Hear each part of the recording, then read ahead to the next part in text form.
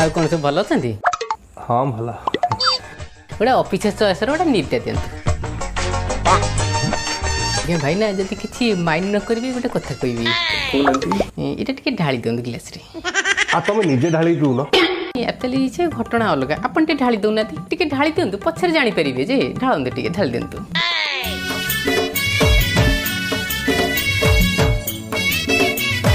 ବାସ୍ ବାସ୍ ବାସ୍, ଥାଉ ଥାଉ ଥାଉ, ଟିକେ ୱେଟ୍। ତାହେଲେ ମୁଁ ଟିକେ ମିନେରାଲ ୱାଟର ମିଶାଏ। ହଁ ବାସ୍, ଟିକେ ପିଆଇ ଦିଅନ୍ତୁ। ତୁ କ'ଣ ଗଜପତି? ତୋତେ ଆମେ ମଦ ଢାଳି ଦେବୁ, ମଦ ତୋତେ ପିଆଇ ଦେବୁ, ତାପରେ କହିବୁ ମୋତେ ନେଇ ଘରେ ଆଣିକି ଶୁଆଇ ଦିଅ, ତାପରେ କହିବୁ ମୋତେ ବିଞ୍ଚି ଦିଅ, ମୋତେ ଟିକେ ଲୁଙ୍ଗି ଟେକିକି ଟିକେ ପବନ ସୋଲୁ ସୋଲୁ କରିଦିଅ। ଆକ୍ଚୁଆଲି ଆପଣ ମୋତେ ଭୁଲ ବୁଝିଲେ। ମୁଁ ନୂଆ ବାହା ହେଇଛି ତ, ମୋ ସ୍ତ୍ରୀକୁ ମୁଁ ବହୁତ ଭଲ ପାଏ। ଆକ୍ଚୁଆଲି ସେ ରାଣ ନିୟମ ପକେଇ କହିଛି ଯେ ମଦ ଛୁଇଁବନି ବୋଲି। ସେଥିପାଇଁ ଆପଣ ଯଦି ଟିକେ ମୋତେ ପେଇ ଦେଇଥାନ୍ତେ ତା ରାଣଟା ରହିଯାଇଥାନ୍ତା।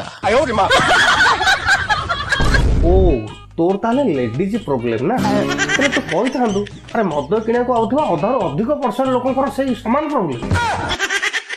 ତୁ କହିଥିଲା ମୋତେ ତ ନିଜେ ପିଆଇ ଦେଇଥାନ୍ତି। ଛାଡ଼, ମାରି ତ ସାଇଲିଣି, ଆଉ କ'ଣ ମାଡ଼ ଫେରେଇ ହବ?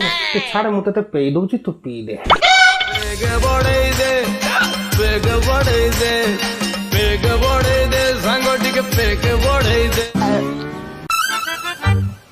ଆସିଛି ଆଜ୍ଞା, ରହିଲି।